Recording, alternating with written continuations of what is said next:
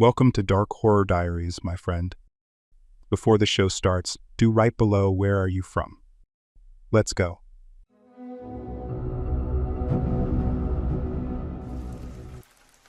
The house was too perfect to be true. A beautiful, dilapidated Victorian sitting at the end of an empty street, surrounded by overgrown ivy and trees that looked like they'd been waiting to be noticed for decades. I'd stumbled upon it while driving through the area, the "for sale" sign almost hidden behind the twisted branches. It was cheap, too cheap for its size.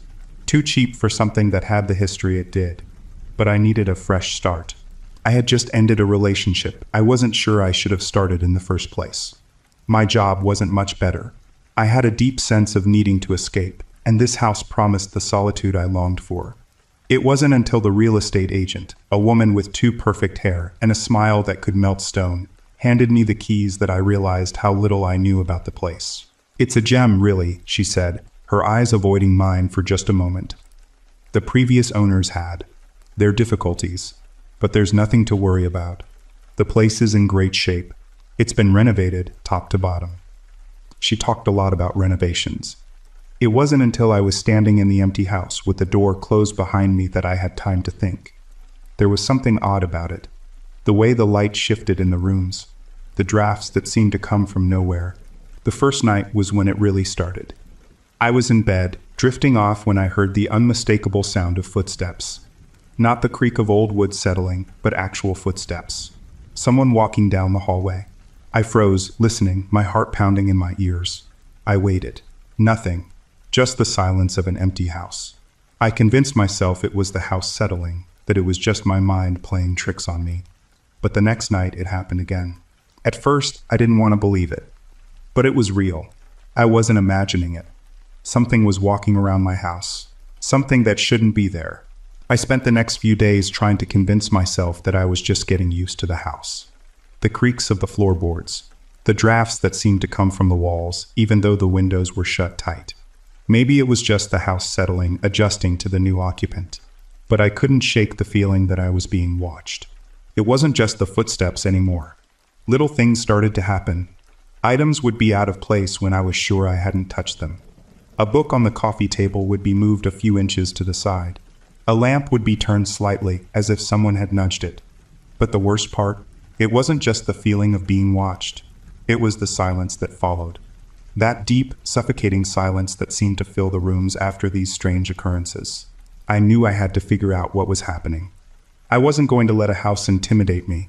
I made my way to the local library, where I spent hours sifting through old newspaper clippings, trying to find anything I could about the house and its history. I wasn't expecting to find much, but what I did find made my stomach turn. The house had been the home of a notorious serial killer, a man named John Blackwell, who had disappeared years ago under mysterious circumstances. The articles detailed his horrific crimes. The young women he had lured into his home, where he would torture them before killing them. The police had never found enough evidence to charge him, but the bodies kept piling up. And then, just as mysteriously as he had appeared, Blackwell vanished. I felt sick as I read. I had moved into a house that was once the lair of a monster. But that wasn't the worst part. The worst part was what came next. Blackwell's body was never found, and the authorities had assumed he'd died. But there were rumors, whispers that he'd never really left. That his spirit, or something worse, still lingered in that house, watching, waiting. I couldn't believe what I was reading. My mind raced. The footsteps. The strange occurrences. Was I being haunted by the ghost of a killer, or was something much darker at play? The more I learned about John Blackwell, the more I felt like I was losing my grip on reality. His house was a prison of memories, and I was just a visitor. A guest in his domain. I started to notice things more now. Details that didn't make sense. A draft from a wall that shouldn't have been there. The way the hallway lights flickered, always dimming when I passed by. I wasn't alone in this house, and I knew it. It started getting worse after that night. I began hearing things that weren't just footsteps anymore. Whispers, low and indistinct, coming from somewhere in the house, always when I was alone. I'd stand frozen in the middle of the room, my heart pounding, trying to place where it was coming from. But every time I turned around, the house was empty. I knew something had to be in the house with me. But the idea that it could be Blackwell's ghost, or some part of him still lingering, was too horrifying to consider. I decided to dig deeper. That's when I found the attic. It wasn't on the house's blueprint.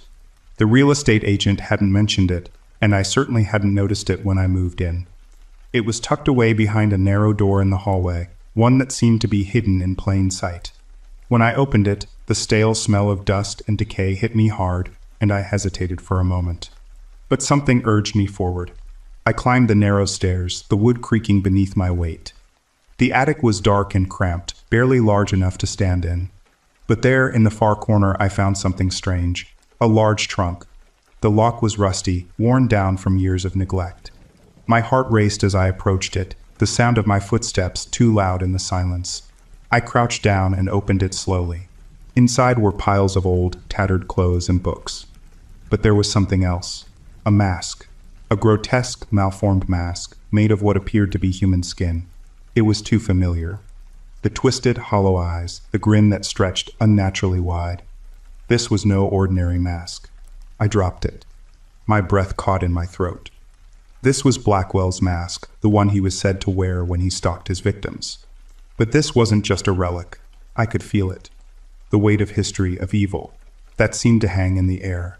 And then, in the silence, I heard it again. A whisper. Get out. I didn't wait around to hear any more. I slammed the trunk shut and backed out of the attic, my heart racing as I scrambled down the stairs. That whisper, it was too real, too close. I had to get out of there. The house felt like it was closing in on me, its walls pressing in as I bolted down the hallway. I stumbled into the kitchen, trying to gather my thoughts, but everything felt wrong. My vision blurred, and I gripped the counter to steady myself. That mask. It wasn't just a reminder of Blackwell's reign of terror. It was a symbol of something much darker. Something alive. I needed to talk to someone. I couldn't do this alone. I grabbed my phone, my hands shaking as I dialed the number for the local police station. But the call never went through. The line was dead. Panic began to set in. I tried again, and again, but the result was always the same. The house was cutting me off from the outside world. I couldn't stay here anymore. But I didn't want to leave without answers. I needed to know if Blackwell had really left the house, or if I was being stalked by someone else. I couldn't stop thinking about the copycat killer. What if it was him, hiding in the shadows, mimicking the behavior of the man who had killed so many before? As I stood there, thinking of my next move, the air shifted. The temperature dropped, and I felt it. A presence. I wasn't alone. The footsteps I had heard earlier returned, but this time they were closer. Closer than ever before. They weren't in the hallway anymore. They were right behind me. I spun around, but the kitchen was empty. No one was there. But the feeling, the oppressive weight of it, it was undeniable. Something was in the house with me, and it wasn't Blackwell's ghost. Then, out of the corner of my eye, I saw it. A shadow moving across the hallway. I didn't think. I ran. I ran. My feet pounding against the floor, my breath coming in short, panicked gasps. I couldn't think. I didn't know where I was going. All I knew was that I had to get away from that shadow, from whatever was lurking in the dark corners of the house. But as I darted down the hallway, something stopped me cold. The attic door was wide open. I hadn't left it like that. It had been closed when I'd fled downstairs moments ago, and yet now it hung ajar, an invitation to whatever darkness awaited inside. I stood frozen, my mind racing. What was I supposed to do? I had no weapon, no way to defend myself. The house itself seemed to be conspiring against me. The shadows crept along the walls, stretching like fingers that wanted to grab hold of me. I glanced around for anything I could use as a weapon, anything that might give me an advantage. The kitchen was a blur, but I spotted a butcher's knife on the counter. I grabbed it, my fingers trembling as I held it in front of me, the cold steel offering little comfort. The house was suffocating, its silence almost deafening. Every creak and groan of the old wood sent a spike of terror through my veins. And then I heard it. The sound that made my blood run cold. A soft shuffle. Footsteps, slow and deliberate, coming from the direction of the attic. I didn't wait to see who or what it was. I didn't have to. The mask. The whisper. I knew now. The copycat killer had been watching me the entire time, hiding in the shadows, waiting for his moment to strike. But I wasn't going to be his victim. Not now. I had no choice but to confront him. To make sure he didn't get away. I rushed back to the hallway, my mind fixed on the attic door. My heart thudded in my chest as I pushed the door open, every instinct screaming at me to turn back. But I couldn't let him win. And then, in the darkness of the attic, I saw him. His face was obscured by the mask, but his eyes. They were burning with an intensity that made my skin crawl. "Come out, Anna," he whispered, his voice like velvet and death. I swallowed hard, trying to steady my breath. The man, or whatever he was, stood just beyond the edge of the light, his silhouette obscured by the attic's gloom. His mask, that grotesque, twisted thing, stared back at me with hollow, empty eyes. It wasn't just a mask. It was a symbol, and it wasn't just Blackwell's copycat. It was someone who had watched, studied, and learned. "Why are you doing this?" I asked, my voice trembling despite my best efforts to sound strong. "What do you want from me?" He took a step forward, his movements slow, deliberate. Every inch he moved felt like it was sucking the air from the room. I raised the knife higher, trying to find some courage in the cold steel. "You're just like her," he murmured, his voice low and eerie. "You're perfect, just like her. I've been watching you for so long, Anna. You'll be just another one of my works of art." I couldn't let him finish his sentence. I lunged, the knife cutting through the air in front of me, but he was faster. He ducked and grabbed my wrist, twisting it painfully. I yelped, but refused to let go of the blade. I fought with every ounce of strength I had, kicking at him, clawing at his grip. "You think you can stop me?" he hissed, his grip tightening around my wrist until I felt my bones screaming. "You think you can trap me like you trapped yourself?" But I had an advantage now. Something I hadn't had when I first entered this house. The element of surprise. I let him think he was in control for a moment longer. I let him think that I was just another terrified victim like all the others. Then, when I saw the right opening, I spun, using his own momentum against him. The knife sank into his side, and I heard a grunt of pain as he stumbled back. But he didn't stop. Instead, he roared, reaching for the mask, as if it were somehow part of him. It was then I realized what I had to do. The mask wasn't just for show. It was part of his madness. I rushed forward, tackling him to the ground, and with a final scream of desperation, I wrenched the mask off his face. What I saw beneath it was worse than any nightmare I could have imagined. His face was a grotesque patchwork of scars, skin stretched thin and pulled tight over broken bones. But his eyes, those were the eyes of a monster. He didn't have time to react before I reached for the rope by the attic stairs. Left over from the last time I had tried to escape. I bound him as tightly as I could, just enough to stop him from getting away. My body shook from adrenaline, but I knew I couldn't hesitate. The police arrived soon after, and they took him away. The house was finally silent. I was safe. But the trauma of being watched, of knowing that someone had been in the shadows, never really left me. I'd survived the serial killer's house. But the terror, the mask, and his eyes, they would haunt me forever.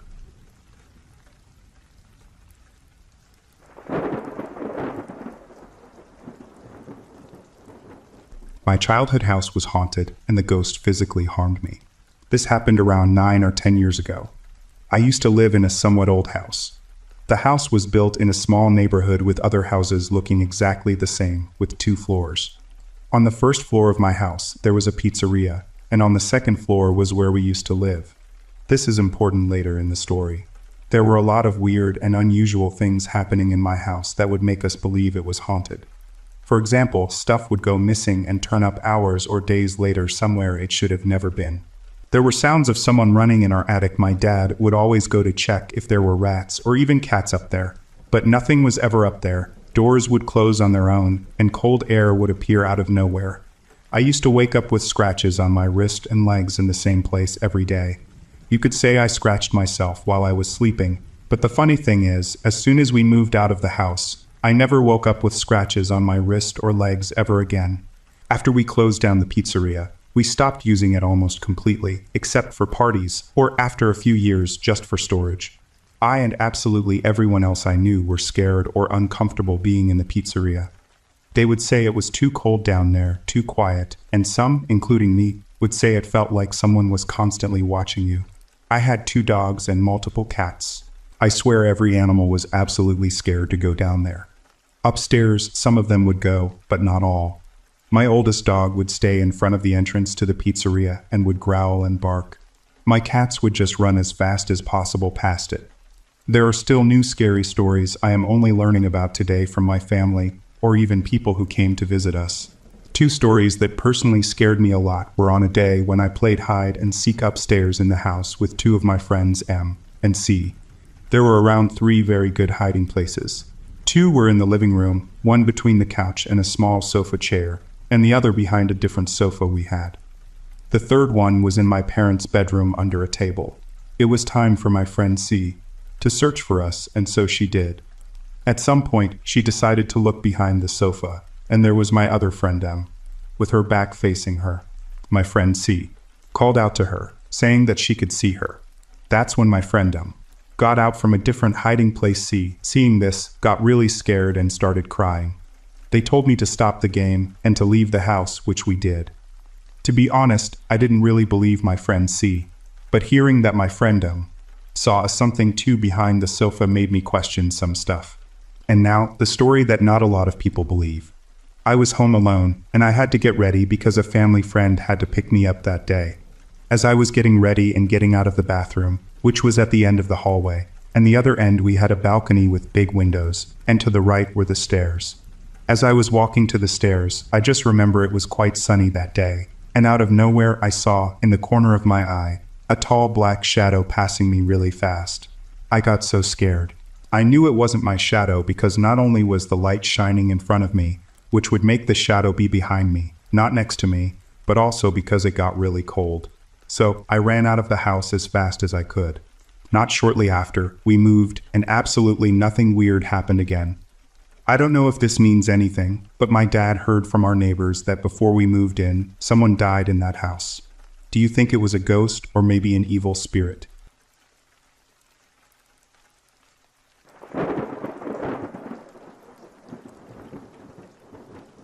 I hadn't been alone in the house for years.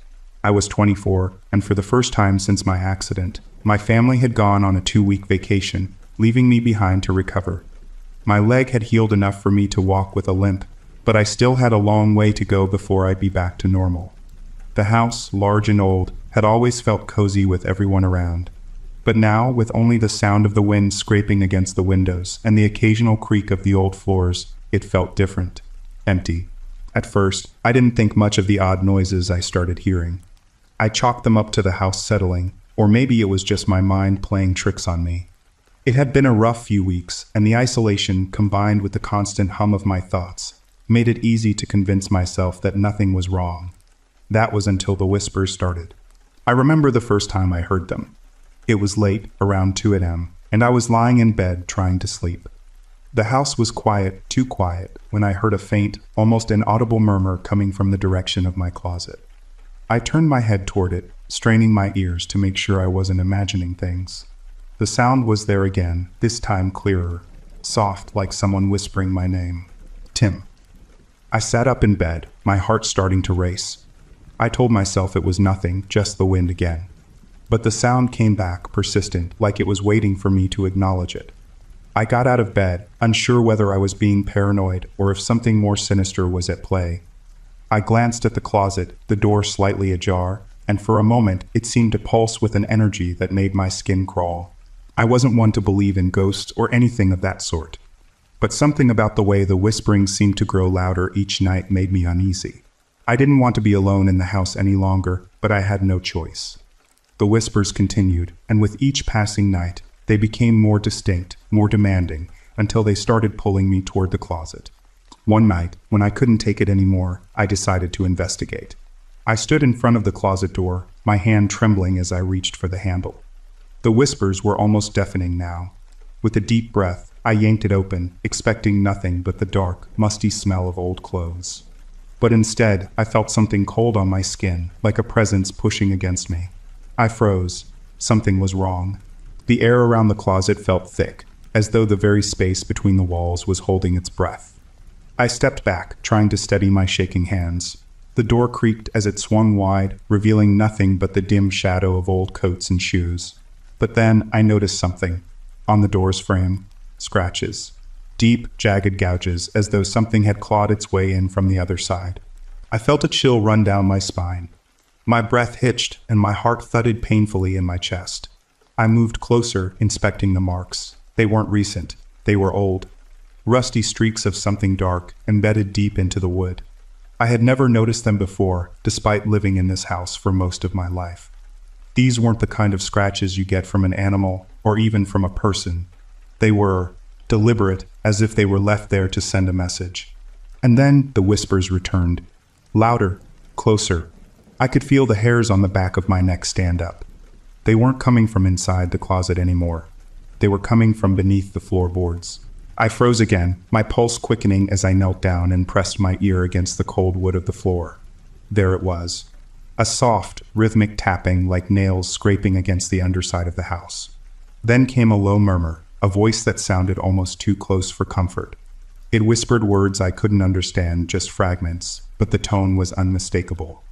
Urgent, desperate, like it was trying to tell me something. I backed away from the floor, staring at the dark space under the closet. What the hell was underneath my house? For the first time since I'd been living there, I felt the weight of the house's history. The creaking foundation, the age of the wooden beams. This place wasn't as safe as I'd always believed. I was exhausted. I hadn't been sleeping properly for days, and the stress was starting to take a toll on me. My limp had worsened with all the tension, and I couldn't help but feel like I was losing control. I had to figure out what was happening. Why were these whispers haunting me, and why now of all times? With a decision I'd soon regret, I moved to the basement. The sound of the whispers followed me, relentless. And beneath the floor, I knew something was waiting for me. The basement was colder than I remembered. The air felt damp, like the walls were sweating, and the scent of mildew filled my nostrils. It was strange, considering the house wasn't that old. But the silence was oppressive. It was as though everything around me was holding its breath, waiting. I walked cautiously, careful not to disturb anything. The floor creaked under my weight as I moved toward the corner where the crawl space was. The whispers were louder now, almost insistent. My heart was hammering in my chest, and every step felt heavier than the last. It was as though I was being drawn in by an invisible force, something that had been waiting here for far longer than I had. I knelt down in front of the crawl space. The wooden hatch was small, barely big enough for me to fit through. It had always been locked before, or so I thought, but now the latch was loose. I could see the dust on the floor was disturbed, as if someone, or something, had been here recently. The thought made my stomach turn. I pushed the hatch open with a creak, revealing a narrow passage that led deep beneath the house. A faint, almost imperceptible light came from the far end. I couldn't explain it.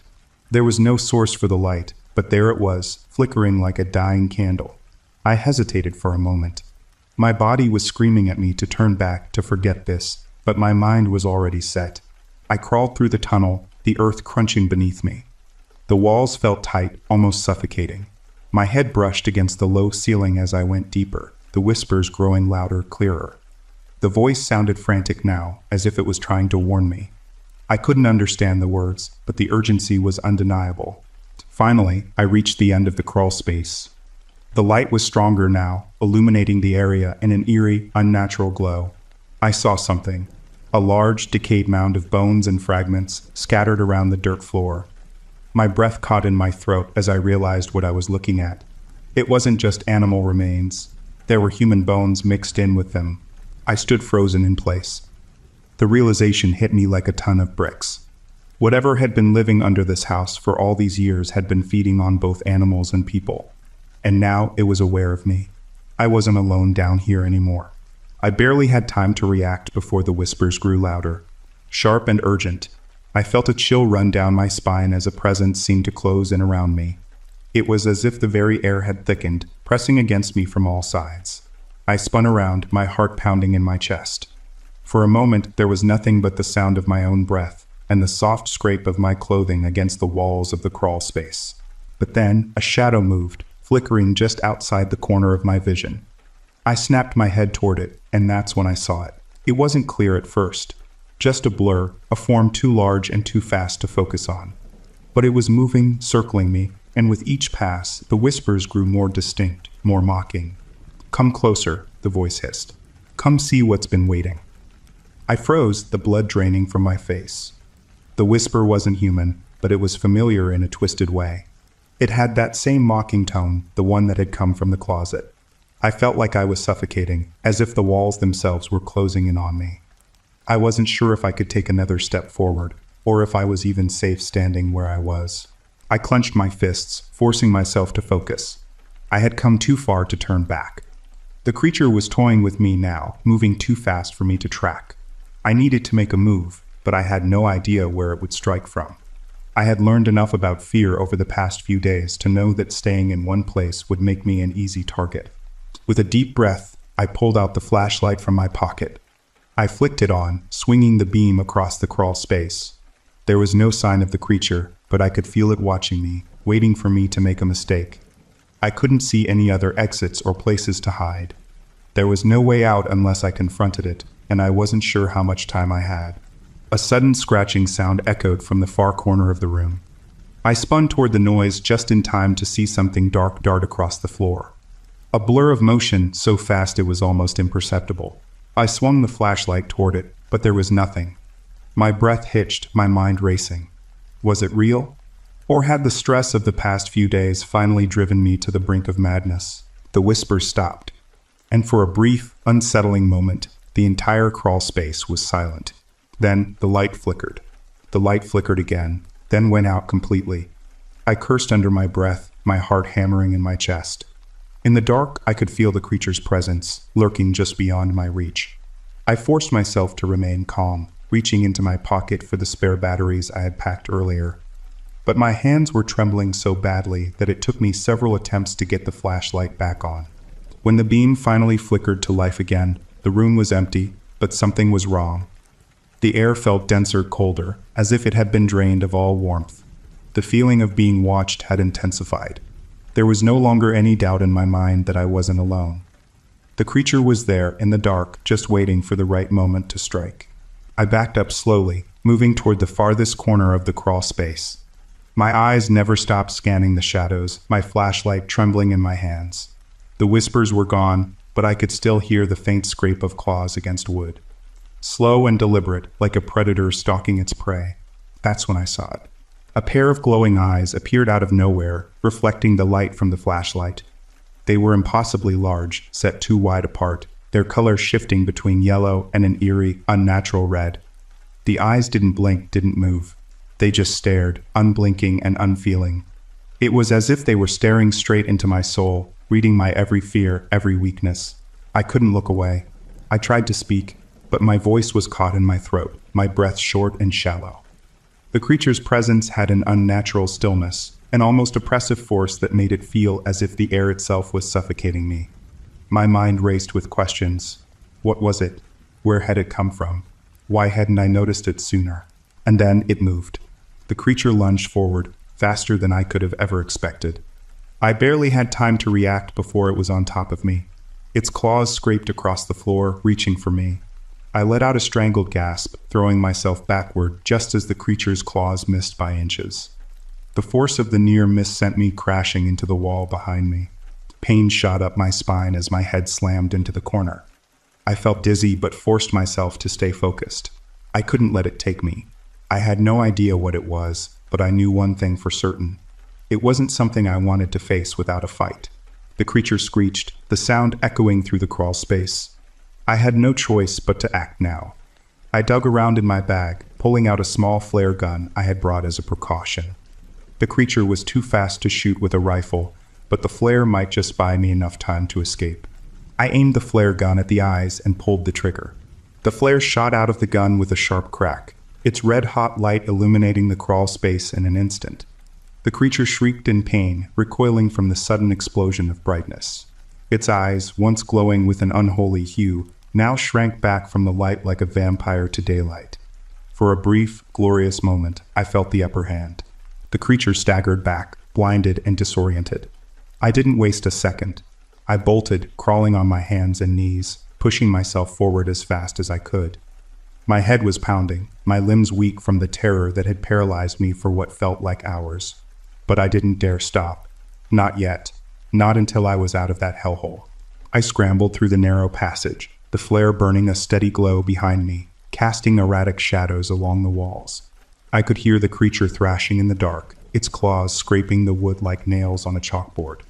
Its furious screeches echoed off the walls, growing louder, closer. It was coming after me. My breath came in sharp gasps. I felt a pang of panic rise in my chest. My legs were giving out, my energy draining with every frantic movement. I had to keep moving, keep ahead. If I didn't, it would catch me. And I wasn't sure I would survive another encounter. Just as I reached the exit of the crawl space, I felt a sharp tug on the back of my shirt. I yelped, spinning around just in time to see a massive claw swipe through the air. It missed me by inches, but I felt the force of it tear at my shirt, the sharpness of its talons grazing my skin. I scrambled forward, my heart thumping in my chest like a war drum. In a blind panic, I dove through the hole in the floor that led up to the main living area, crashing onto the hardwood floor above. My breath was ragged as I pulled myself up, my hands shaking violently. The creature's claws dug into the floor beneath me, but I was already on my feet and running, heading for the back door. I reached the door, threw it open, and bolted outside into the cold, fresh air. I didn't stop to look back. The creature might have been fast, but it wasn't faster than me. My legs burned and my lungs screamed for air, but I kept running, desperate to put as much distance between myself and the thing hunting me. I didn't stop until I reached the neighbor's house, banging on their door like a madman. They let me in without a word, eyes wide with confusion and fear. I barely registered what they were saying, my mind consumed by the horrors I had just escaped. When the authorities arrived hours later, the creature was gone. No signs of it remained, no trace, no evidence. They searched the property, but found nothing. The only thing left was my story. They thought I was delusional. Just a kid recovering from an accident, probably still suffering from the trauma. But I knew better. I wasn't crazy. I wasn't imagining things. Something had been living under that house for years, and whatever it wasn't done with me yet.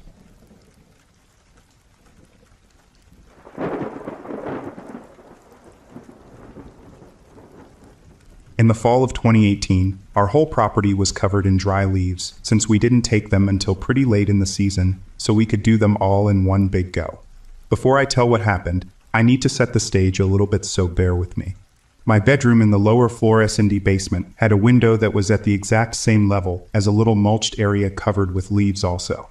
If I stood in my room facing the window, that area was directly in front of me, and to my right was my bed and a wall. On the other side of that wall was a wide gravel area that passed by the house on that side path, may be inaccurate. That's all there was until some lilac bushes tilled 15-20 feet away at the edge of the property, forming a fence essentially. The gravel continued on to fill about half of our backyard in one huge stretch, and the other half was grass again, all covered indiscriminately in leaves, completely blanketed. We have a lot of trees in this yard. Weirdly, my parents also own the house next door with its own big tree. Besides the lilacs I mentioned before, the fence between the two backyards had largely been taken down to combine the two. This regular grass backyard was also pretty leafy, but not quite as much if I remember right. But that isn't super relevant for this occurrence anyways. Leaves on the ground or not, I can always tell when someone is walking on the gravel just on the other side of my wall. It has a very distinct sound. We had 3 cats at the time as well, and with leaves everywhere, even they made little sounds as they walked, which could be easily differentiated from human footsteps. One night, I was home alone. No one lived in that second house at the time, so between the two properties I was completely alone. It was about midnight, and I was feeling nervous for some reason. I laid down to go to sleep and was texting my friend about random stuff, sending memes, etc. The house was completely silent, and I didn't have headphones on or anything, and my hearing is excellent. Suddenly, I heard a single, loud, very clearly human-sized footstep outside my window, right next to it. What's particularly weird is that that's all I heard. No approaching footsteps, no departing footsteps. One single big step and crunch of the mulch below the leaves, and that was it. I texted my friend, telling him there was 100% someone right outside my window, and I didn't know what to do. It was way too loud for it to have been a cat, which still would have made noise on the way up to the window in the first place. I grabbed a shotgun and my friend headed over to my house with a pistol and flashlight. I grabbed a flashlight too. Together, we carefully went around the whole double property and cleared literally everywhere. Behind every shed, under the decks, up in the trees. You get the idea. We looked absolutely everywhere. The cats were all in the garage, as they tended to sleep there and has probably been in there since sunset. They were very lazy now. It'd be pretty hard to find footprints among leaves as far as I knew, so checking out the area outside my window didn't tell us anything.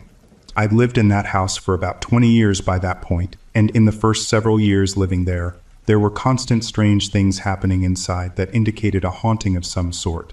But we never felt in danger, just that there was someone else there with us, haha.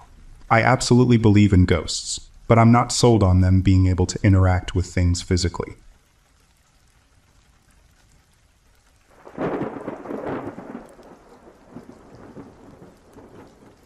I had never been much for quiet, rural life. Growing up in the city, the constant hum of traffic and distant chatter had always been a part of me. But when my aunt offered me the chance to house sit for her while she was away, I couldn't resist. The little house on the edge of the forest, miles from the nearest town, promised a change of pace I thought I could handle. I wasn't prepared for what I would find. The house itself was nothing special. Small, unassuming, and surrounded by the dense woods that seemed to stretch for miles in every direction.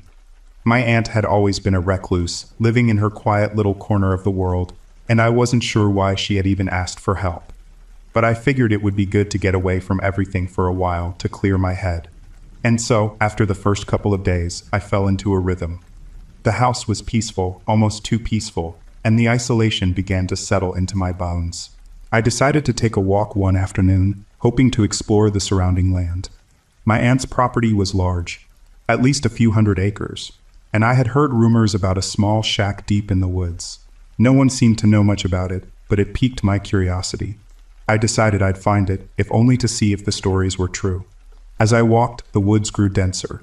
The trees were tall, their limbs thick with years of growth. I could hear the crunch of dried leaves underfoot and the occasional bird call in the distance. The air was thick with the scent of earth and pine. Then, after an hour of walking, I found it. The shack was decaying, half collapsed in the center of a small clearing.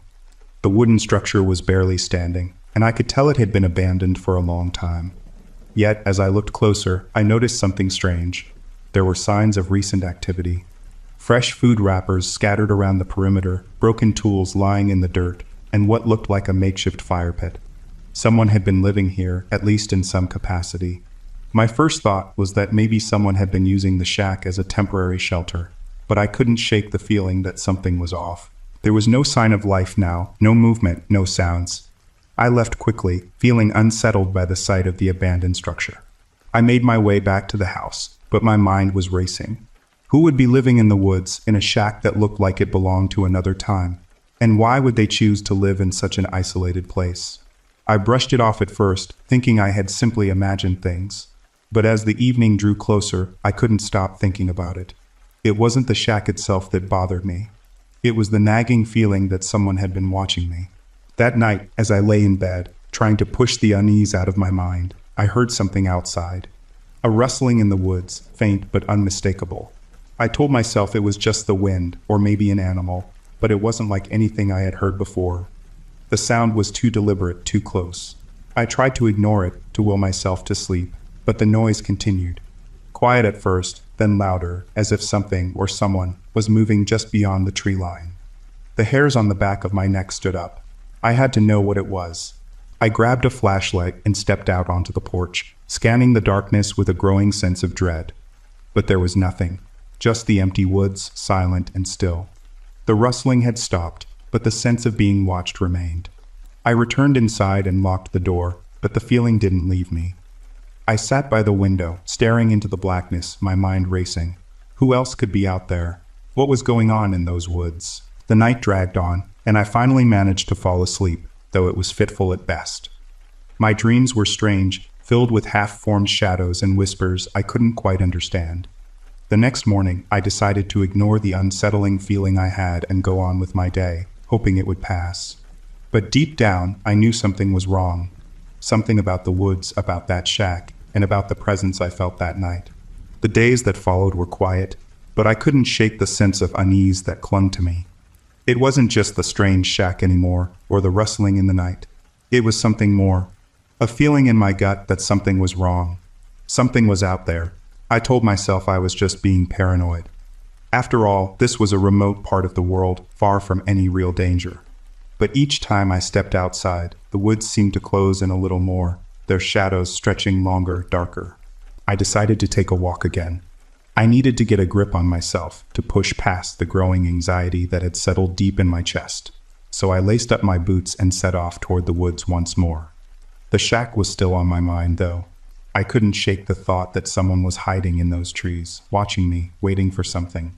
I told myself that I would just check on it, make sure it wasn't some abandoned shelter where people were living off the grid. Maybe I was overreacting, but I needed to know for sure. The walk was peaceful at first, the same sounds of nature filling the air.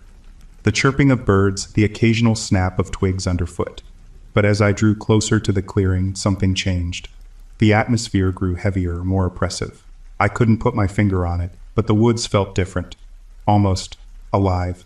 I picked up my pace, eager to reach the shack and get out of there. But as I approached, I saw something that stopped me in my tracks. There, standing at the edge of the clearing, was a man. His clothes were tattered, his hair wild, and his eyes. Those eyes were locked onto me with an intensity that sent a chill down my spine. I froze, my heart pounding in my chest. Who was he? What was he doing here? I couldn't speak, couldn't move. I just stood there, staring back at him, unable to make sense of the situation. The man didn't make a sound. He didn't even move, except for the slight swaying of his body, like he was waiting for something. I took a step back, my hand instinctively reaching for my phone in my pocket, but I realized I had left it at home. I cursed under my breath. I wanted to run to get away from him, but my legs felt frozen like they wouldn't obey me. And then, without warning, the man turned and disappeared into the trees, vanishing as quickly as he had appeared. I stood there for what felt like an eternity, trying to process what had just happened. Was it a hallucination? A trick of the light? No, this was real.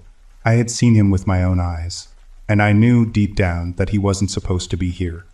That shack in the woods, the broken tools, the strange food wrappers. It all made sense now. The man was living there. And worse, he was watching me. He had been watching me for who knows how long. I stumbled back toward the house, my heart racing. What was I supposed to do now? I was alone, isolated, with no one to turn to. The man had been so close. Too close, and I didn't know how long he had been there. Was he dangerous? Had he been waiting for me to make a mistake? I couldn't shake the image of those wild, unblinking eyes staring at me from the trees. Back at the house, I tried to calm myself down. I told myself I was overreacting. It was probably just some local eccentric who had wandered too far into the woods. But then I remembered something. A neighbor had mentioned something in passing a few days ago. Something about a man who had gone missing years ago. Someone who had been on the run for a long time. The name didn't register at the time, but now it hit me like a punch in the stomach. What if the man I had seen was the same one? The escaped convict everyone had whispered about. I knew I had to do something. I couldn't just ignore this. But what? I couldn't call the police. What would I even say? I saw a man in the woods. It sounded ridiculous, even to my own ears. But as I sat there, staring out the window at the darkening woods, I realized that I couldn't wait for him to come to me again. I had to act, and I had to act fast. That night, I couldn't sleep. The events of the day kept replaying in my mind, the image of the man's eyes haunting me in the darkness. I lay in bed, staring up at the ceiling, but every little sound made me jump. The wind outside whistled through the trees, and the branches creaked in a way that sounded too much like footsteps. I told myself I was just being paranoid. It was the isolation getting to me, I thought. But then I heard it. The unmistakable sound of a knock. I sat up straight, my heart hammering in my chest. It came from the door. I listened carefully, my breath shallow, the room too quiet for comfort. The knock came again. Soft, deliberate, like someone trying to make their presence known without drawing too much attention. I slowly rose from the bed, my legs shaking beneath me as I moved toward the door. I didn't know what I expected to find, but when I opened the door, the front porch was empty. No one was there. I stood there for a moment, my pulse racing, wondering if I had imagined it. Maybe it was just the wind or some animal knocking against the wood. But deep down, I knew it wasn't. I had heard it clearly. Someone, or something, was out there. I closed the door, locking it behind me. As I turned back toward the living room, I heard the knock again. This time, it was louder, more insistent.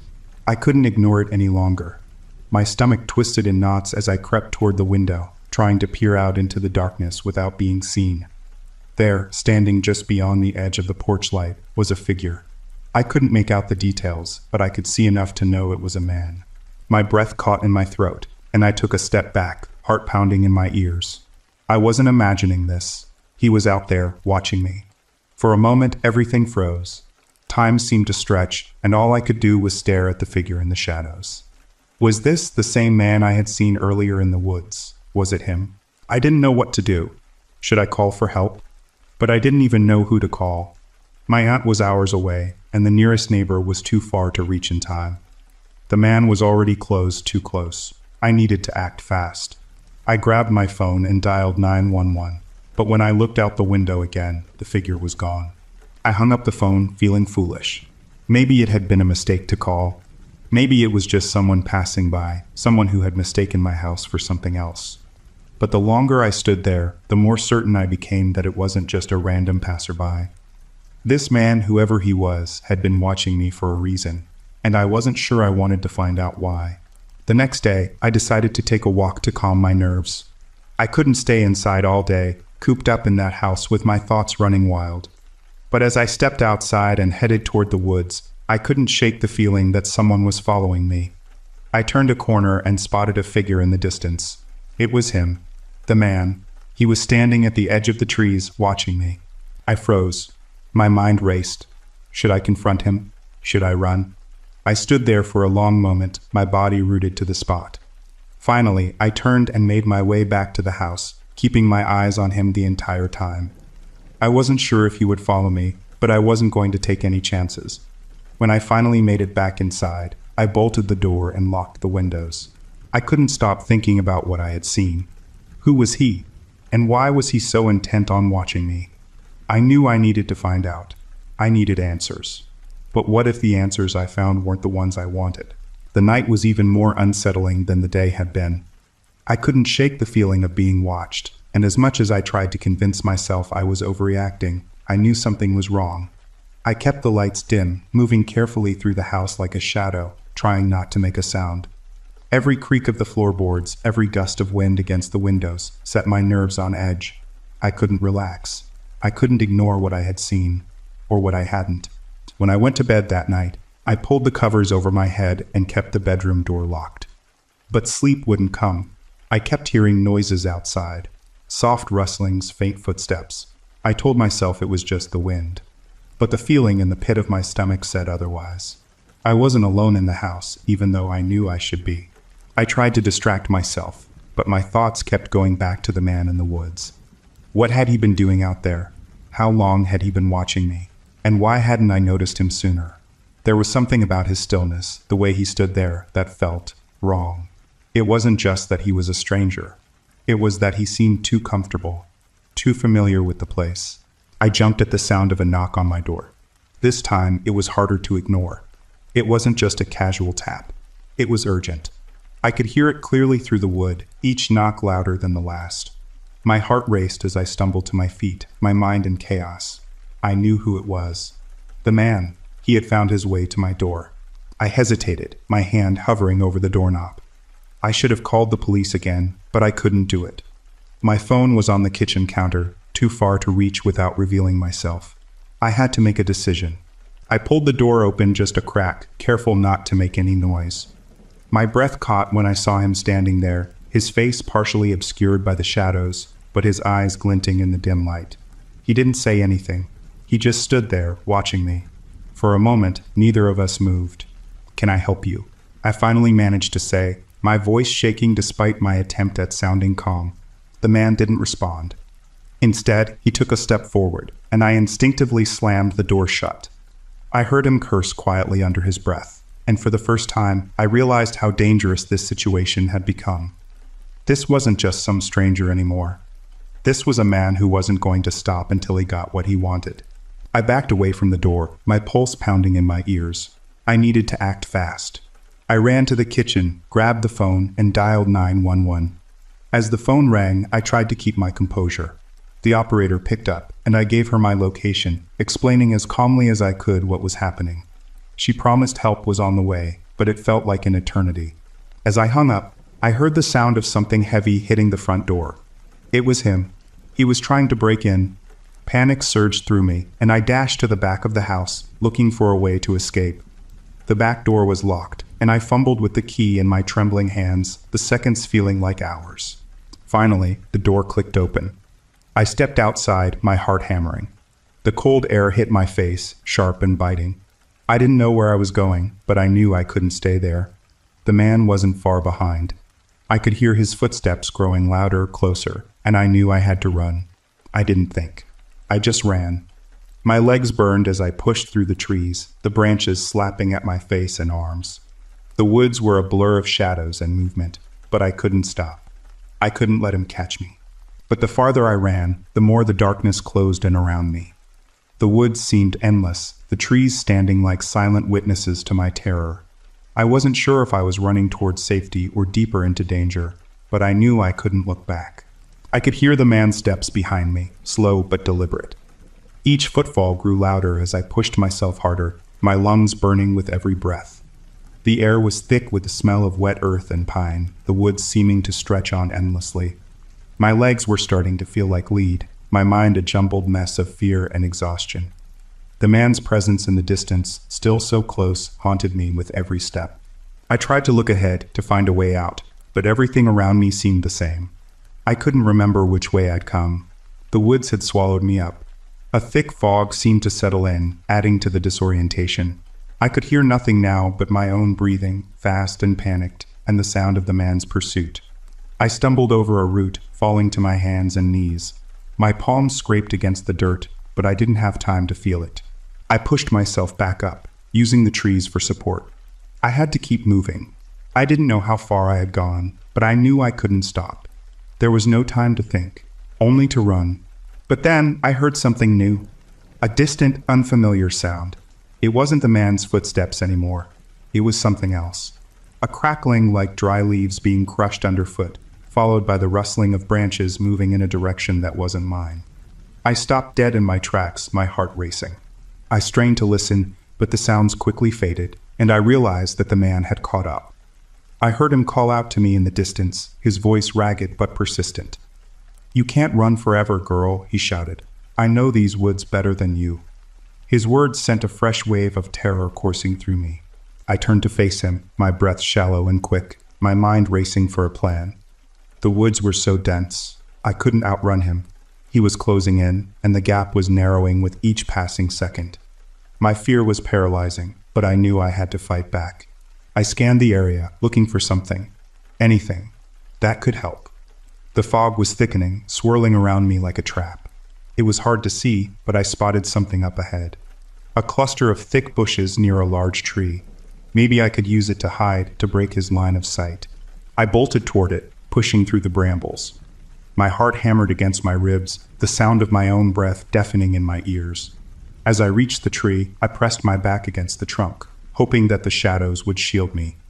I crouched low, holding my breath, praying that I hadn't been seen. The man was still coming.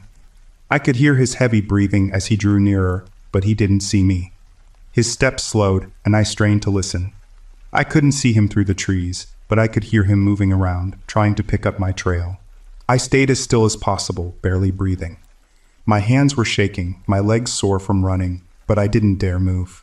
It felt like hours had passed, but I knew it couldn't have been more than a few minutes. Time was stretching and warping in my fear. Then, suddenly, the sound of a branch snapping underfoot made me jump.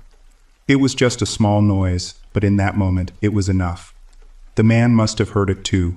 He turned sharply in my direction, his voice now tinged with anger. "I know you're out here," he yelled. "There's nowhere to hide." I waited for the worst, for him to rush at me, but instead, there was a sudden rustling from behind. I froze. The sounds were closer now. Someone else was in the woods, and they weren't alone. There was no mistaking it. The man wasn't the only one here. Before I could process what was happening, I heard a faint whistle in the distance. It was distant but unmistakable. A signal. My heart surged with hope. The authorities were here. Help was coming. But it wasn't enough yet. I wasn't safe. I had to make a choice. Stay hidden and wait, or make a run for it. Every second felt like a lifetime. My options were running out. My mind was racing. The man's voice was growing fainter now, but the other sounds, those of someone else moving through the woods, seemed to be getting closer. I couldn't be sure if they were friend or foe, but I didn't have time to waste. The whistle had been my signal, and I knew that if I waited any longer, I might miss my chance for help. I took a deep breath, silently urging my body to keep going. Every part of me screamed to stay hidden, to wait for the authorities to come and end this nightmare. But I couldn't just sit here and risk everything. My hands clenched into fists as I made the decision. I pushed myself off the tree, trying to make as little noise as possible. The fog was thick enough to conceal my movements, but the underbrush was dense, and the crackling of twigs underfoot sounded like gunshots in the silence of the woods. I cursed myself for being so clumsy, but I couldn't stop now. I hurried through the trees, keeping my head low and my movements as swift as I could manage. The sound of footsteps, though distant, still echoed in my ears, and my heart pounded in time with them. I couldn't afford to get caught now. I reached a clearing just as I heard a voice call from behind me. "She's close. She has to be." I froze, my breath caught in my throat. Was it the man, or was it someone else? I dared a glance behind me. The fog had parted just enough for me to make out a figure moving quickly through the trees. A flash of red. Was it a uniform? Yes, I realized. Someone was there. They were coming. But would they reach me before the man did? I kept moving, trying to cover the ground between me and the figure. My feet felt like they were dragging in the mud, and my legs burned with every step. The noise behind me was getting louder, too loud. I couldn't tell if it was the man chasing me or the figure in the red jacket coming to save me. Suddenly, the figure was right in front of me, blocking my path.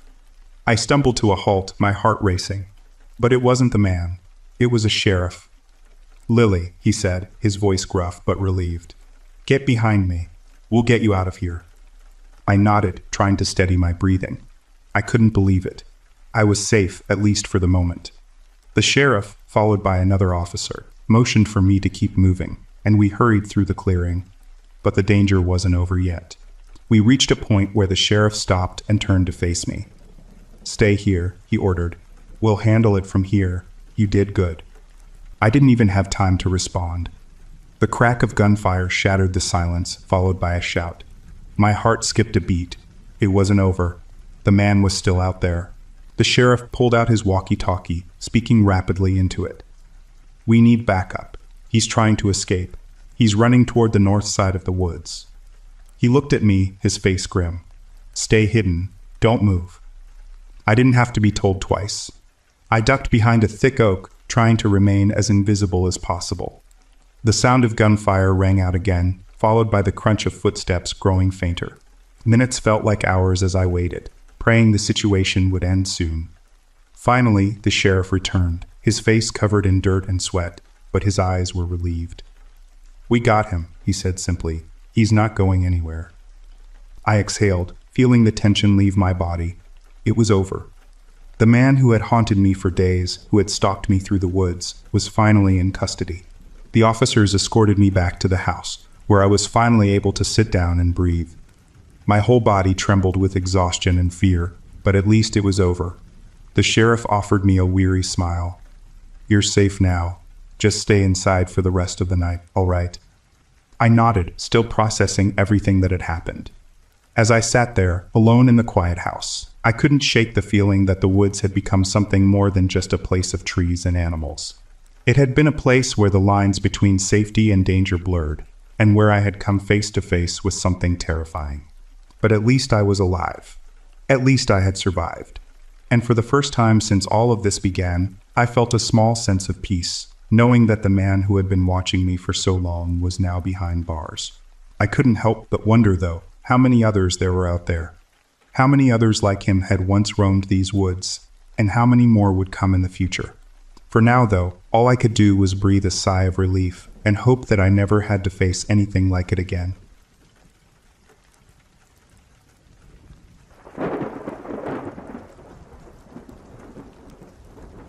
For context, I grew up middle class.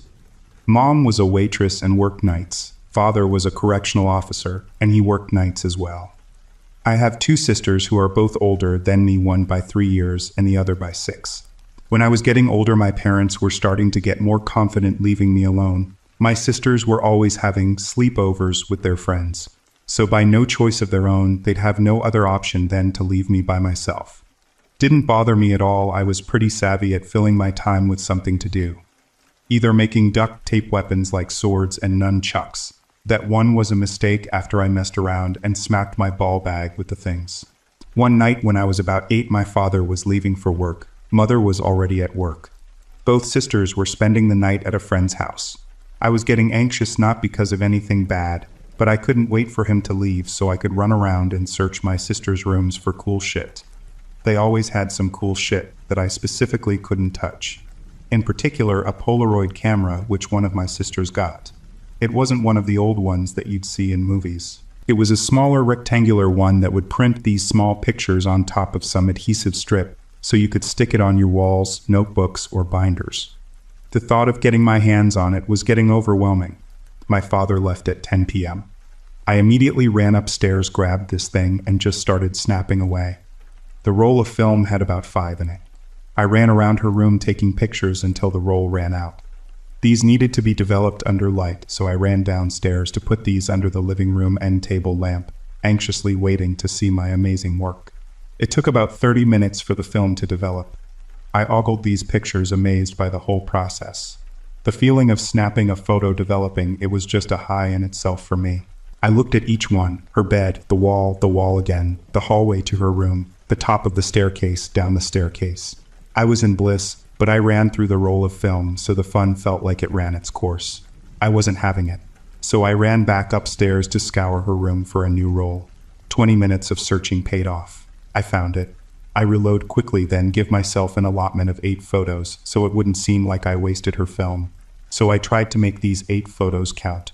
I won't go into details of each one, but the three that matter for the story's sake. The first photo was of the hallway. I peered through the lens and snapped away. The second was the top of staircase. The third was looking down the staircase. I rushed down the stairs to snap the rest. I finish and get right to developing. The excitement was overwhelming. It was about 11:30 p.m. when the film developed. I looked over each one, giddy at my work, until I got to the staircase.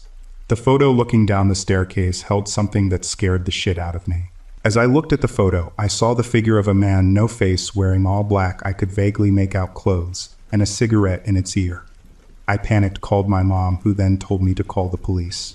I'm at the bar, so I'm going to end the story, but my mom has the picture. Edit, because I was getting too drunk to finish. The cops did come. The phone call with my mom was so quick, she didn't even care of what I did. I tried to deliver the whole thing as innocently as possible, but after I told her about this figure, she said, "Hang up and dial 911. Here's my problem. I had to walk down the stairs that this thing was on. There are only 2 ways to go up S&D down, and I was literally looking down the stairs as I snapped the photo. The fact that I didn't see anyone or walk past anyone or hear anyone messed me up. I'm like, how? My stairs at the time were already pretty old, so they squeaked from all of my 8-year-old 60 pounds. It would definitely have startled me hearing a full-sized person in my house going up the stairs. The picture itself is definitely something too. I can blame the camera, but I don't know, man. I was doing everything correct. You can definitely make out a person and most definitely a cigarette. The next time I visit my mother, I'll make another post of this photo. But anyways, the cops come. As a kid, I could tell they weren't taking me seriously. They showed up with smiles and asking a bunch of questions that made me think calling them was pointless. After the questions, they eventually searched the house and found nothing. While I was showing them the pictures, they tried to tell me that the pictures were probably already in the camera and my sister took it of one of her friends or something.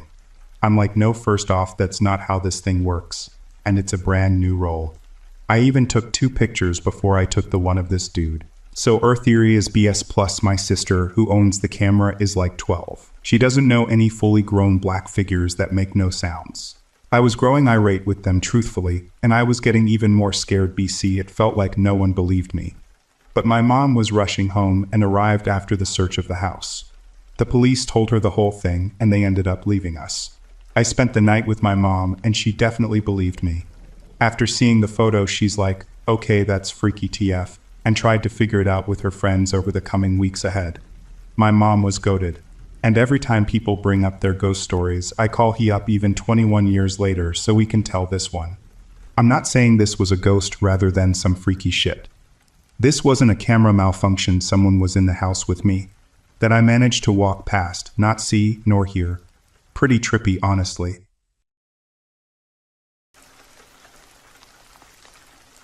I want to preface this story with a little background information about myself. I'm a 23-year-old master's student currently calling Scotland home, though I've moved what feels like 1.5 million times during my short time on this earth. When I'm not procrastinating on my dissertation, I enjoy taking explorative walks and hikes, eating copious amounts of chocolate and Doritos. Seriously, if you've not tried chili heatwave, immediately go pick some up, and socializing with friends. My favorite pastime, however, is traveling. While I was meant to spend 3 months writing my dissertation from the comfort of my university's library, I've instead opted to take it on the road with me. As a result, I've been fortunate enough to travel to 7 countries these last 2 months. While I've had an amazing time traveling, something weird has happened to me. Hopefully someone will be able to help me understand it. Norway. How does one even begin to describe it? From the second I landed, I knew I was in love. While I recognize it is not a perfect country, to me it was.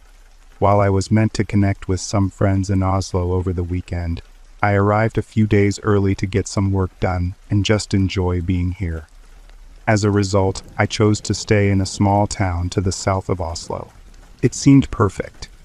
Outside of the big city, plenty of beaches and woods to hike through, and a generally relaxed vibe. Before I arrived, I arranged to stay with a local host through Airbnb. While I generally prefer to stay in hostels when traveling solo, I thought it would be better to stay somewhere that would be more conducive to being productive. While the home was listed as being cozy, it boasted about having a beautiful back garden and a strong Wi-Fi connection.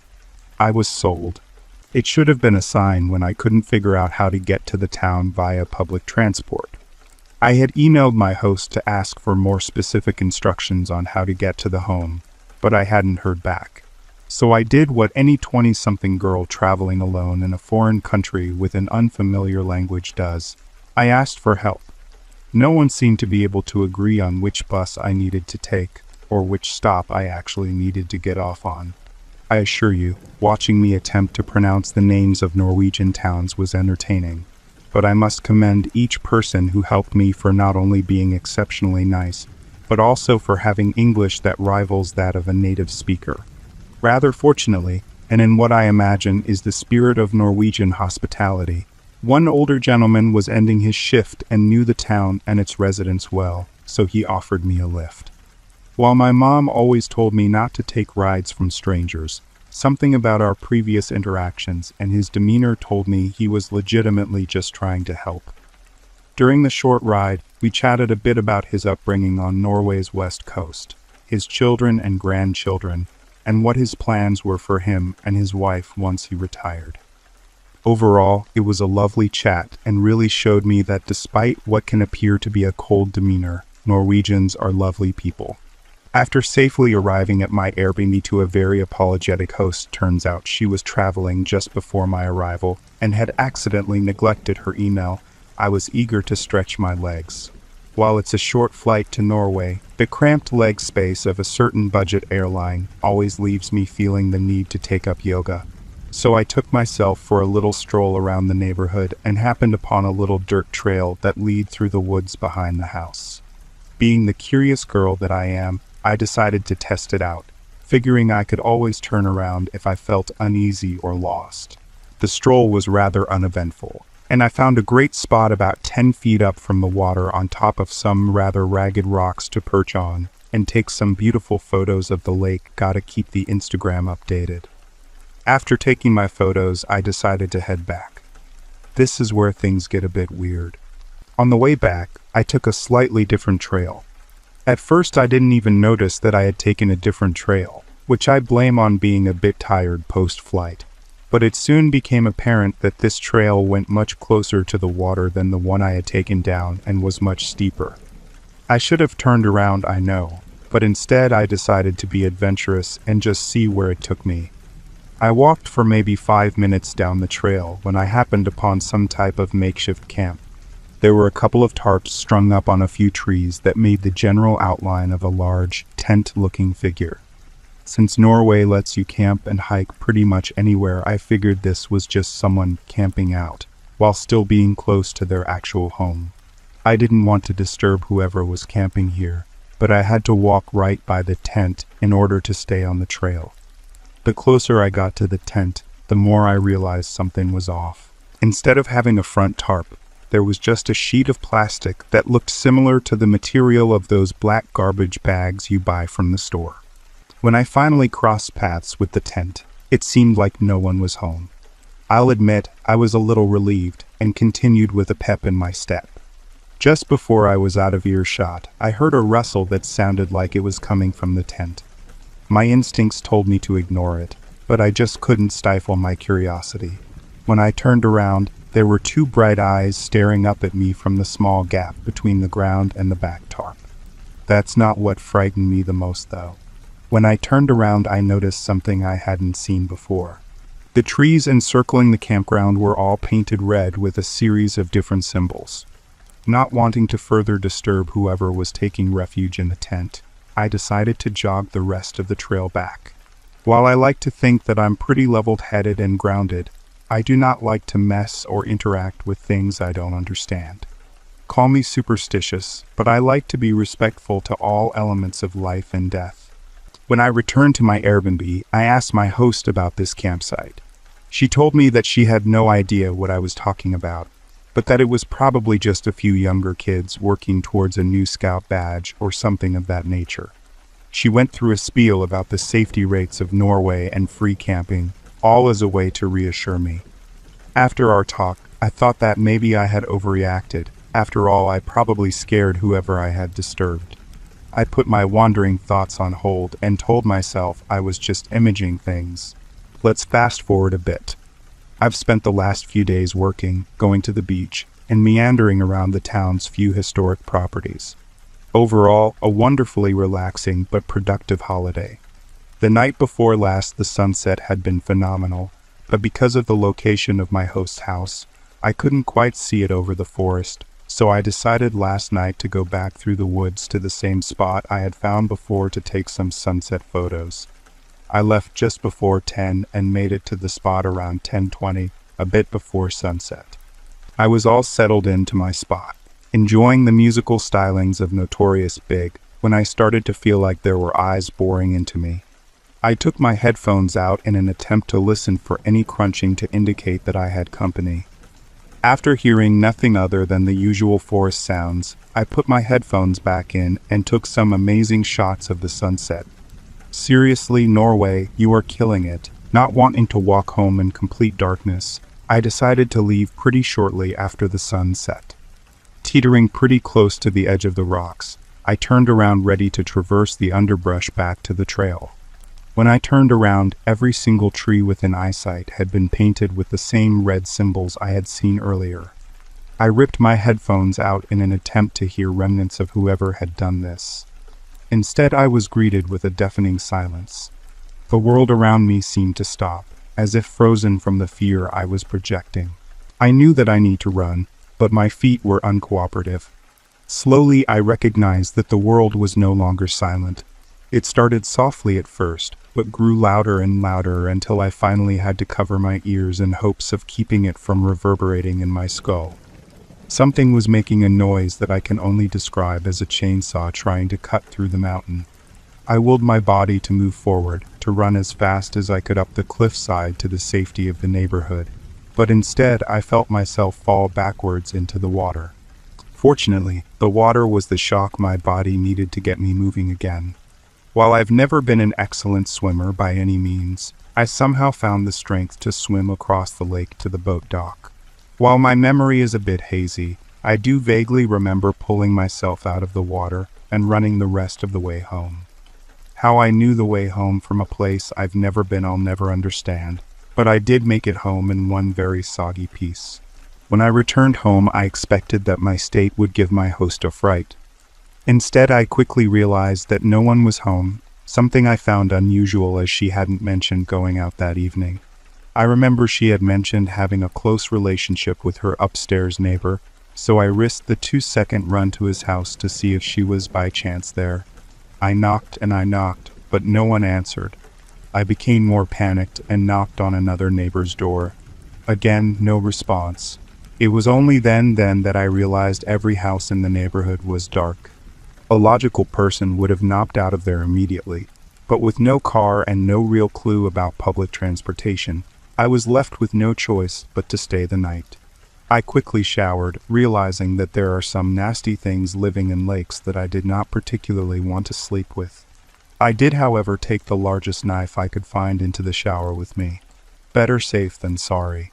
After this, I grabbed a few snacks from the kitchen, went into my room, locked the door and drew the blinds, and sat huddled in the corner. Eventually, with the aid of Netflix and a bit of whiskey, I passed out. No weird dreams taunted me, and I woke up feeling shockingly rested considering the night's events. This morning I carefully pried my door open, and was greeted with a beautifully sunny day, and my host humming cheerily while fixing breakfast. Feeling a bit relieved, but still very tense, I retreated to my room to get dressed. I decided to open the blinds to let in some natural light, as my room only has one working light and tends to be quite dark. The last thing I remember is drawing the blinds up and seeing, "I can see you my name," written in red. I woke up about an hour ago and found myself on the floor, alone in the house. The front door was wide open and my host is nowhere to be found. I'm not quite sure what to do, but I am terrified. If there are any experts on Nordic myths, legends, or stories that would explain this, I would greatly appreciate your help.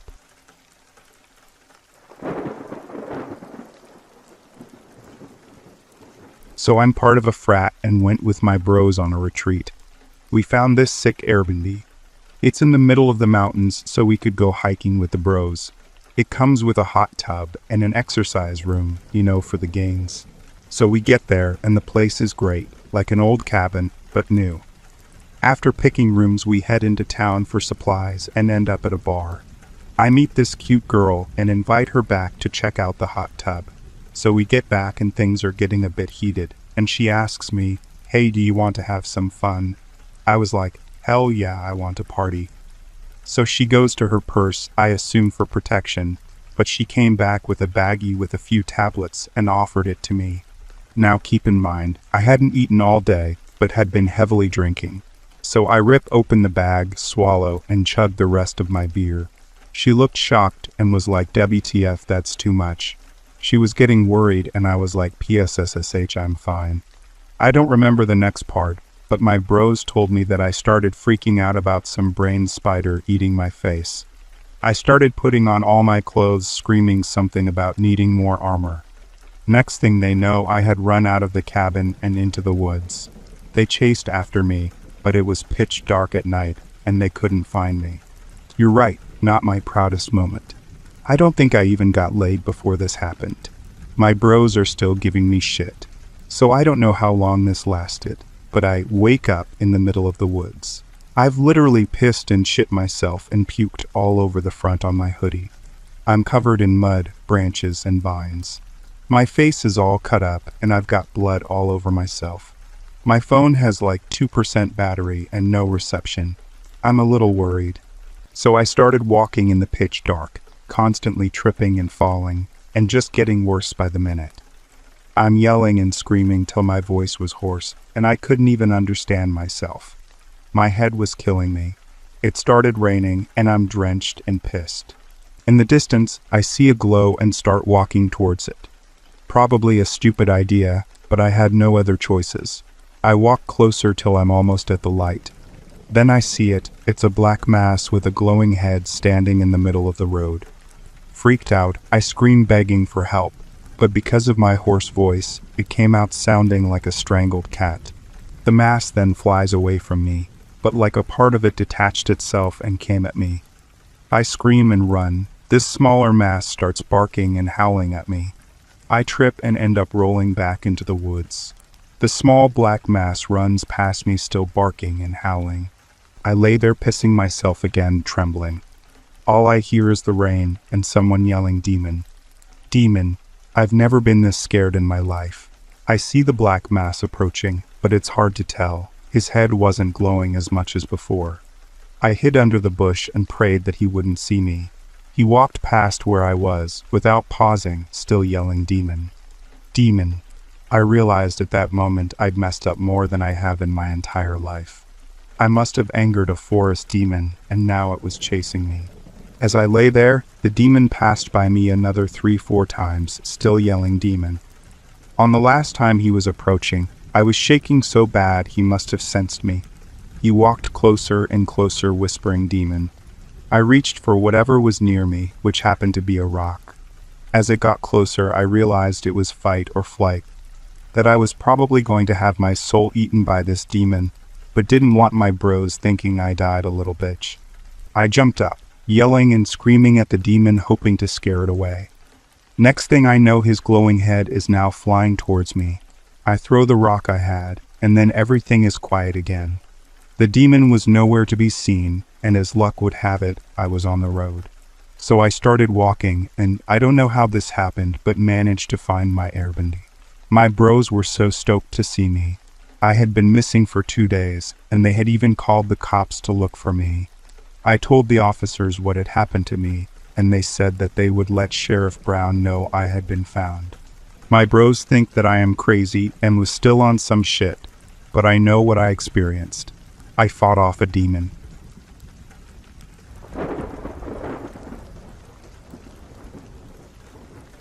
Have you ever heard about the tongue-eating louse? I think I read about it on one of those tabloid news articles that typically spews false information that they pulled out of their arse. After that, I saw it again a few months later on Reddit, which obviously meant that it had to be true. In case you didn't know, from what I can tell, the tongue-eating louse is a parasite that attaches itself to the mouth of a fish, replacing its tongue so that it can steal its food. I don't think it would be quite so terrible if it weren't for the fact that the parasite kept the fish alive. After all, how else would the ghastly little bugger get its food?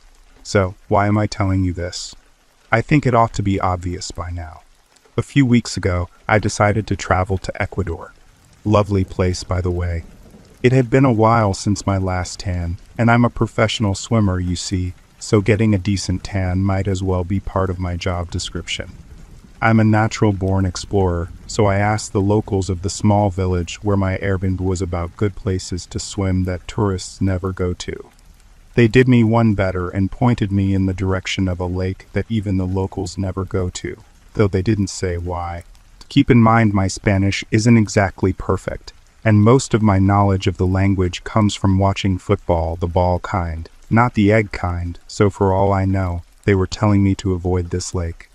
Still, water was water, so off I went through the tropical jungle, hiking until I stumbled upon a picturesque lake. It was beautiful.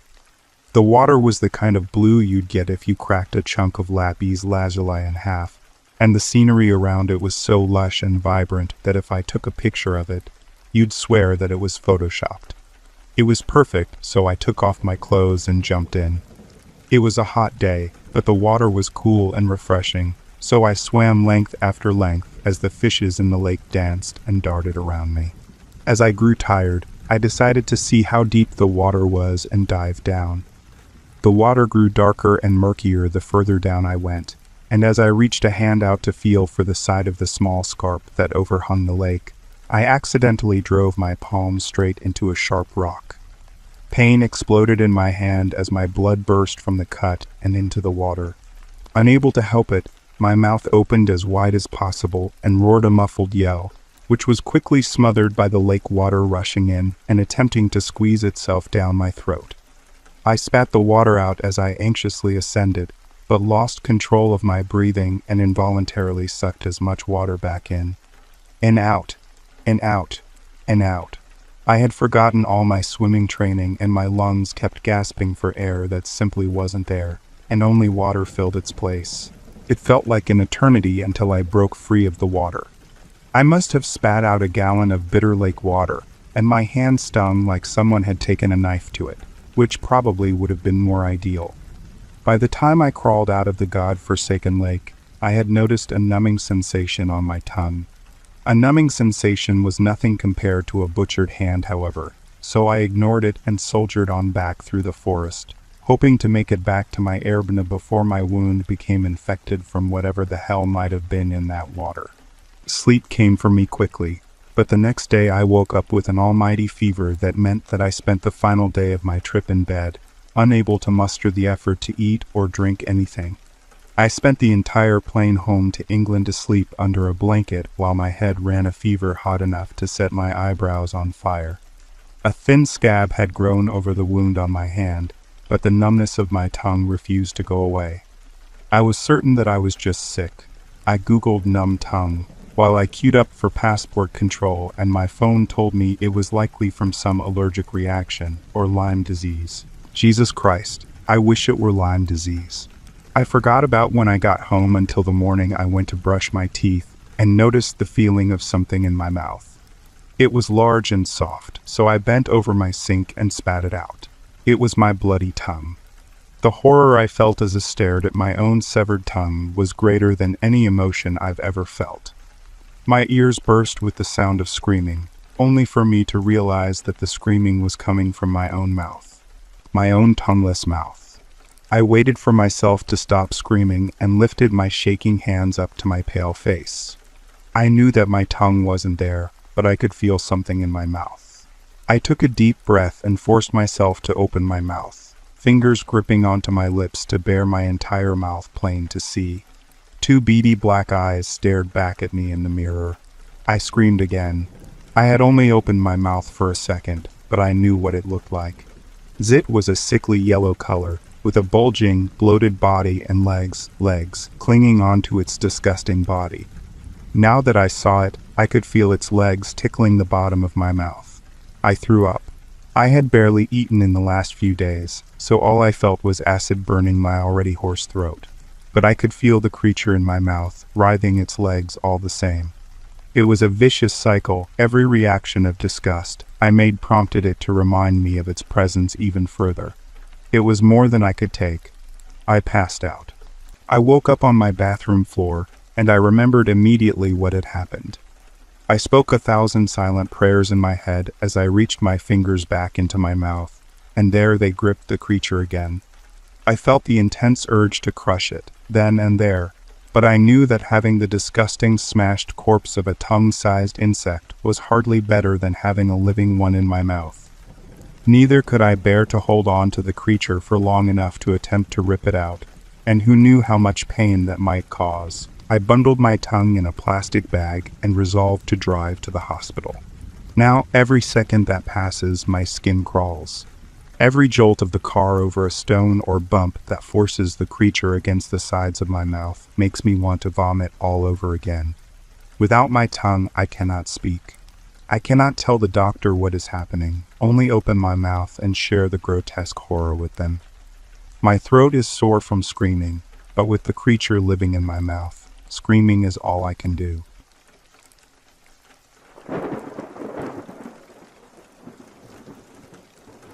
I just had the worst travel experience of my life at this Airbnb. This company is deplorable and has put profit over human life. I would like to share my story because I hope no one will ever have to go through what I am currently going through with them. My family, 9 adults and 2 young children, and I planned a trip down to Val de Guadalupe in Mexico for this weekend with a tour company that would take us from San Diego down to Mexico Saturday morning and would take us back on Sunday morning. I booked an Airbnb for Saturday night and intended on going there until I received a call early Saturday morning from my tour company. They called because they needed to cancel my family's trip. Their vendors were warning them that it was unsafe for anyone to go to Mexico right now because of sudden cartel violence in and around the area of Ensenada and Tijuana the night before, where cars were set on fire throughout the city and us citizens were being asked to shelter in place. In order to travel to Val de Guadalupe, we would have to travel through the border and the city of Ensenada and Tijuana, so our tour company did not think it was safe given what their vendors were telling them. This made sense, and we were appreciative that they canceled and refunded our trip. However, when we went to try and cancel our Airbnb with our host, We did not receive any empathy regarding the situation we were placed in. Instead, we were told that the situation was safe without any evidence that was true, and that we had a choice in coming. We had 2 young children with us. We did not have a choice. We did not want to endanger their lives by going to our Airbnb with active threats of violence in the area we would have to cross through. Airbnb then proceeded to go back and forth with us, and at one point even called to say we would be receiving a refund, to only send a message 30 minutes later saying they would not be able to because the host denied the refund, stating the area was safe. If it was safe, why was everything we were reading about Baja telling us not to go, and that the cartels in the area were threatening violence over the weekend? Airbnb, you should be ashamed of yourselves for running a company that doesn't care about people's safety.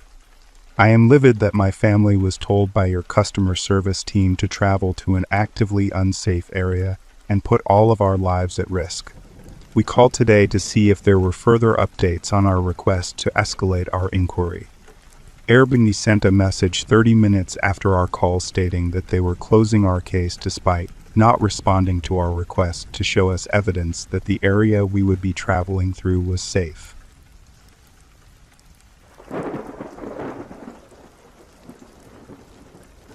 The actual term is called immurement. As a form of punishment, the person got buried alive, but not like in a coffin. Usually, they were buried in walls, and instead of dying of lack of air, they would die from starvation and dehydration.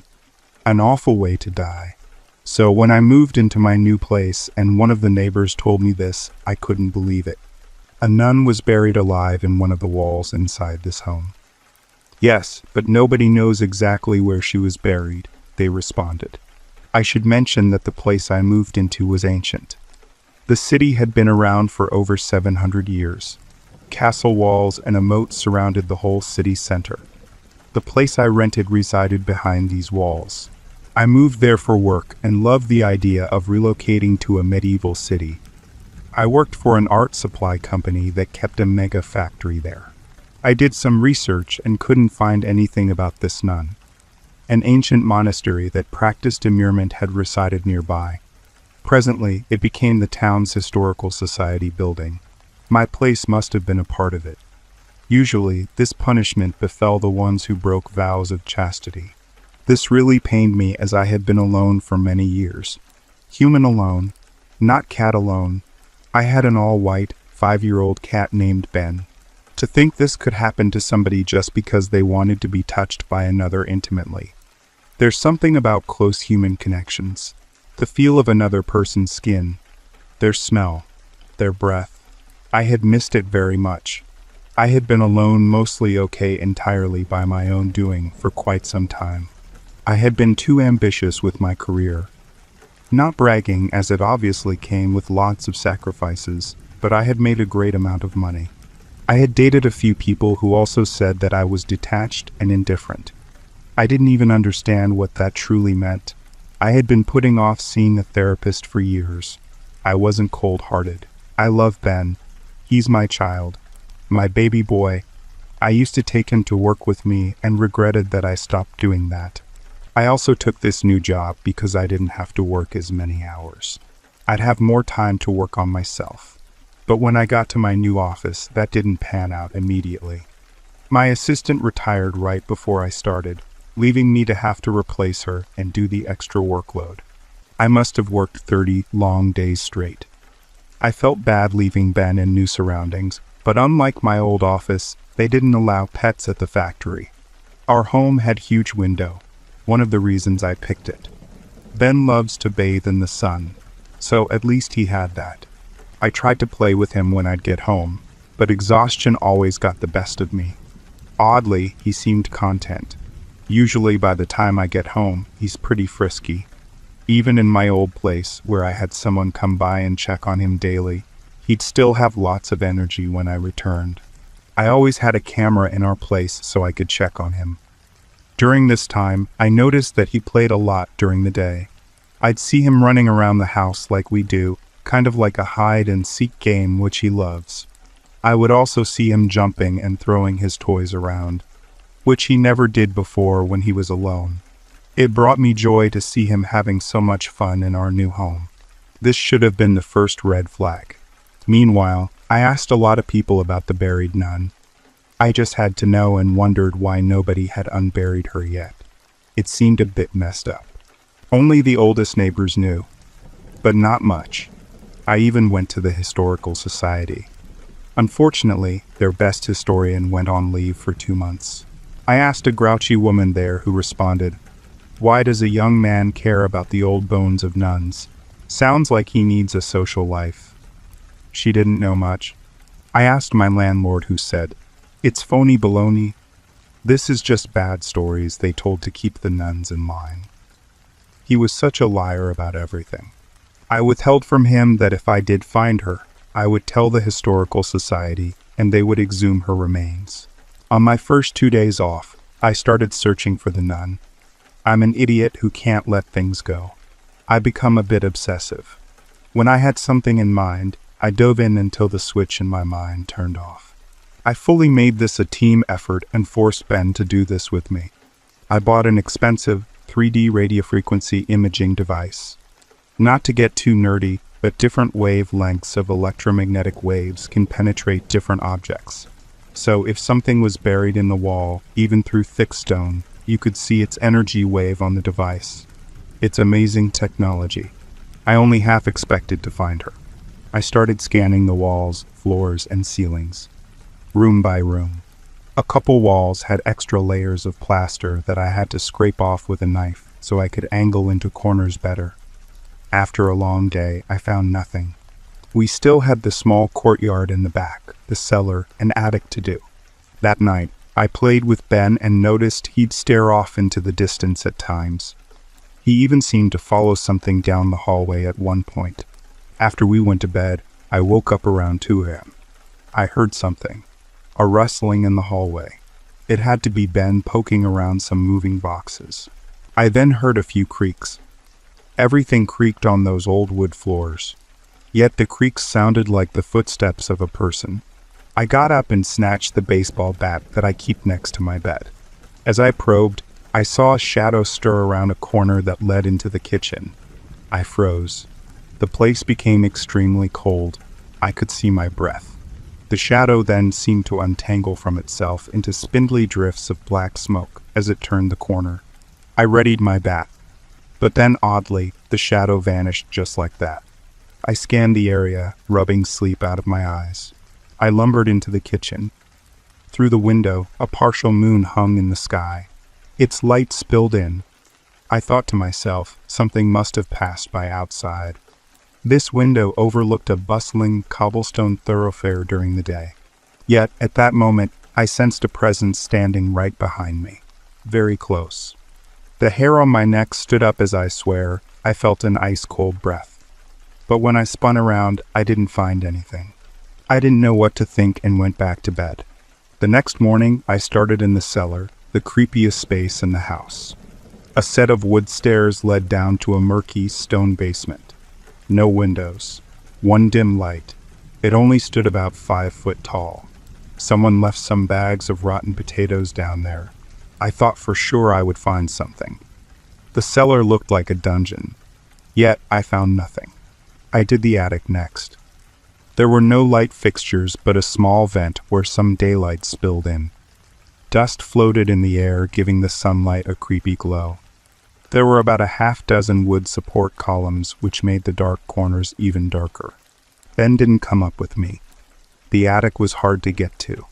You had to enter a closet, climb up a small step ladder, to pull yourself onto a shelf, so you could then crawl into the attic through a flip door in the ceiling. I clicked on my phone light to enhance the weak sliver of sunlight from the vent. I set my phone down nearby, treating it like a lantern. I then scanned the walls with the imaging device. After some time, something flashed across my screen. Something shaped like a foot-long pipe with wider nubs on each side. It looked like a human bone. Abruptly, a swift breeze blew through the vent and the attic door slammed shut.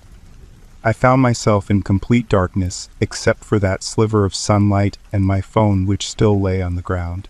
I tried to open the door. It was totally sealed.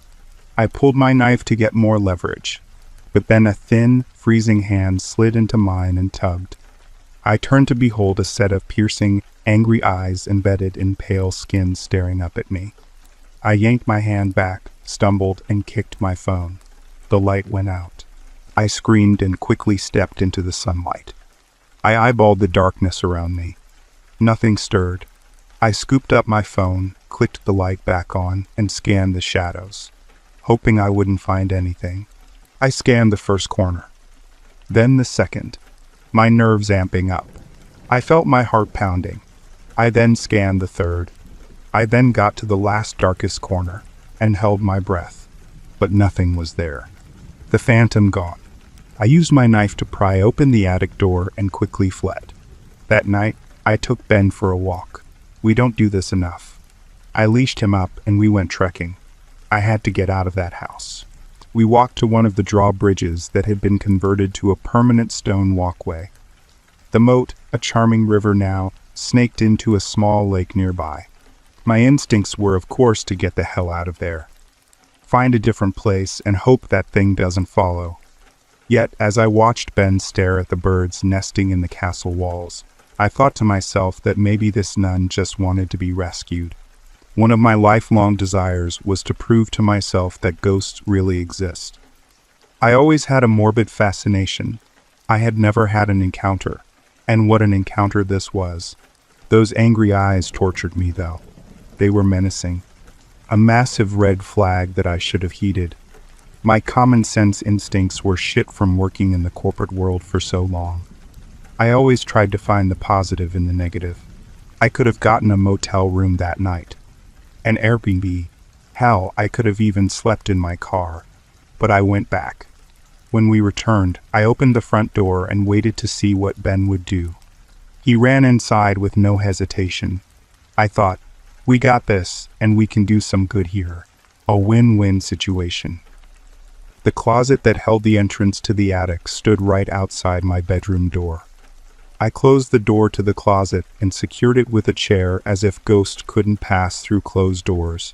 I bunkered down in the living room right by the quickest escape, the front door.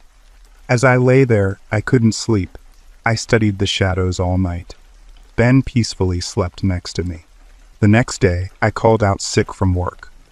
I went to the Historical Society and asked the grouchy woman if she could please call the person who was out and ask them if they can call me. She said, "I'll pass along the message, my liege." I then told her that I had found the nun's remains in my attic. This got her attention. I then detailed how and what I had found. I also told her about my encounter. She didn't seem surprised and only said, "The city is very mature and so are its ghosts." She asked if I would be able to scan the attic again and take pictures of the displays on the imaging device. They would want to exhume, but just needed to do so in an official capacity, which requires lots of evidence.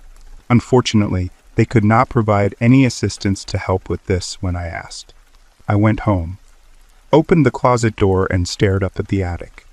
I really thought I was doing something admirable. I really thought that what happened to the nun was one of the worst crimes done to a human being and needed to be fixed. And the faster I could fix it, the better. Yet, those angry eyes haunted me. Why did they look so angry? I then went up to the attic again. Only this time, I ran an extension cord up there and brought an ultra-bright work light. I then imaged the wall again. I found more bones. And then a skull. I could see it so clearly. I absorbed this ancient human skull just on the other side of the stone wall from me. It appeared so small and delicate. I then heard a creak and quickly turned around. I stared into the darkness for an eternity. Nothing stirred. Nonetheless, I felt compelled to say, "We're going to take you out of this place, and my hope is that you will finally find peace." I got no response. That night, I lay in my bedroom and thought to myself that the next day I would call out sick again and exhume her bones myself. I could already see all the red tape that the Historical Society would have to go through. I kept the closet door closed and secured with a chair.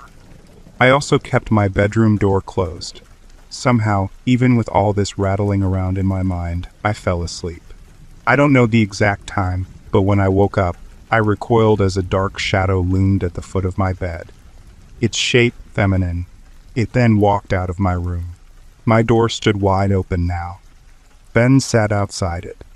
The closet door to the attic stood right behind him. This door was also wide open now. The thing then strode across the hall, right by Ben, and into the closet and vanished in its pitch blackness. Ben then turned and followed it in. I sat up, my hands clutching my blanket. I stopped breathing, my mind racing. I just lay there, not knowing what to do. My adrenaline kicked in. I got up and creaked to the closet. I called out, "Ben, come here, boy." The place dropped in temperature. I turned the hallway light on, but the light didn't work. I tried some other lights. They didn't work either. I snatched my phone and used its light. Ben was not in the closet. I put on my jacket and shoes and grabbed my knife. I then climbed up to the attic door. It gaped wide open, like some kind of large beast's mouth. I took a deep breath and crawled inside. Once in, I kicked down on the attic door, causing one of its hinges to break and the wood around it to snap and crack apart. I did this so if the door closed again, it would be easy to open. The moon cast a feeble light, so a rich, creepy darkness spread across the attic. Its extreme cold gave me shivers. My phone light scanned the blackness. I jumped when my light hit Ben lying on the floor. He saw me and his head tilted. Something stirred behind him in the deeper shadows beyond the wood columns. I thought about shining my light there, but I didn't want to see what I would find. I said to Ben, "Come here, come on, boy." He would sometimes come when I call him, but not this time. He seemed at ease and started washing his paws. I could hear floorboards creaking behind him. A dark silhouette shifted against the blackness. "Do you want to hurt me?" I cried out. After a long moment, I didn't get any response. Creak, creak, creak. The thing shuffled to the other dark corner. I then said, "Please, I want to help you." Just then, this primordial shriek, guttural and angry, ripped through the air. It sounded like a no. The force of it knocked me against the wall so hard that I thought I had broken my shoulder. My phone fell on the ground. Its screen shattered. Ben jumped to his feet. His ears pointed. He was on high alert. I then heard the attic door close with a nasty crunch. I yelled, "No, no," and ran to the attic door. I tried to open it, but heard the wood crunch even more. I didn't know what it did, but I couldn't open the door. I tried my knife as before, but I couldn't get any leverage. The door was wedged in so tight. I then kicked it over and over, but the damn thing wouldn't budge. It was as if the ceiling was pinched together there. I sat down. I wanted to cry. This thing just locked us in the attic. I tried to use my phone, but with its screen shattered, it was unusable. Believe me, I tried a lot. The first day trapped in there, I screamed, yelled, and banged, but nobody heard me. I couldn't reach the vent and used my knife to scrape into the attic door. But the old, dense wood may have well been cement. The second day, Ben cried and wailed, breaking my heart into pieces. I think he finally understood our situation. We had no food or water. I had the worst headache and felt my head would explode. Nausea hit hard, but I had nothing to throw up. The third day, Ben looked bad. He had gotten very skinny and stopped moving. He sprawled on his side on the floor panting. I lay next to him, sobbing, but no tears came out. I felt my whole body drying up. My insides cramped. My skin cracked. My mouth felt like sandpaper. My eyes scratched against their lids. The pain was the worst I had ever felt. At some point, I think I became delirious as I started having visions. I saw a nun in her 20s, in her full black and white habit. She was getting buried in the wall by a priest and two men. Her hands and feet were bound. She screamed. Another nun read verses from a book. I yelled out, "What is wrong with you? Why are you doing this?" We were then alone for some time when Ben started convulsing. I was just about to lose all hope when I heard the voice downstairs. "Hello?" I yelled and screamed at the top of my lungs. I had no energy, but the last drops of my adrenaline kicked in. Somebody heard and ran over. I heard them. "Hello, it's me. Is that you?" It was my landlord. "It's me," I said. "I'm trapped up here. Please help. My cat is dying." He then broke us out with a crowbar from his car. My work had called him as I hadn't showed up for days. I had put him down as one of my emergency contacts. He drove me to the animal hospital as I drank a gallon of water and forced some into Ben's mouth. "A miracle, an absolute miracle," exclaimed the vet. Ben survived with no severe damage to his organs. When I heard this, I cried so much I couldn't cry anymore. I then passed out and spent the next day in the hospital. After I woke and they released me, I quit my job, packed up as quickly as possible, and moved back to my hometown. Those days were a bit of a whirlwind as I just wanted to get the hell out of there. Now I just want to focus on myself and Ben. Ben is not the same. He's a little standoffish. I know that I failed him, but I will forever be trying to make it up to him. I also adopted another cat, so he'd have another friend. They are best buddies. I'm not the same either. I'm a little off as well. I started seeing a therapist. I realized how much I need human connection. I did give the Historical Society the images I had found. They will exhume the nun's remains. I hope good will come of it. Their master historian also called me. I may call back, or I may not. As for the place we now call home, I found a nice little house that was newly built with not much history. Nonetheless, I don't sleep well at night. I can't stop seeing the images. Thanks for listening. If you like our work, do subscribe because your support helps us keep this channel alive.